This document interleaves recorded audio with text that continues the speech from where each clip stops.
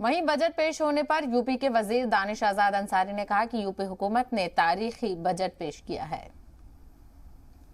हमारे साथ मंत्री दानिश आजाद साहब हैं।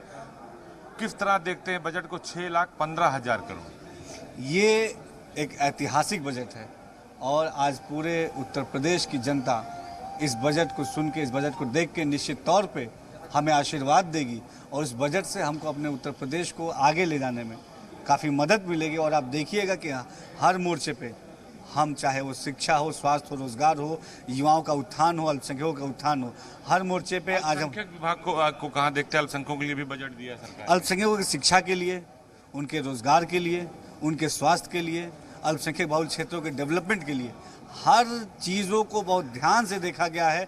हर चीज़ों के लिए एक स्पेसिफाइड स्पेशल बजट एलोकेट हुआ है और आप देखिएगा आने वाले दिनों में एक पूरा सर्वांगीण विकास जो हमारी सरकार का मंशा है वो तो कह रहे हैं कि आंकड़ों का मकड़जाल है बजट।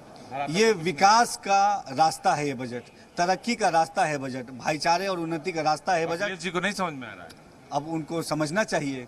आज जनता ने अखिलेश जी को नकार दिया, इसलिए उनको इन चीज़ों को समझ में नहीं आ रहा है। अगर ये चीज़ पहले समझ में हो गई होती तो जनता का विश्वास उन पे रहता। लेकिन हम जनता के विकास के लिए काम कर रहे हैं, जनता की तरक्की के लिए काम कर रहे हैं। 2022 के बजट में 24 की झलक दिख रही है, संकल्प पत्र की झलक। हमारी हर चीज़ भविष्य को देखते होती है कि हम एक अच्छे बेहतर भविष्य का निर्माण करें और हम लगातार उसी दिशा में आगे बढ़ रहे हैं।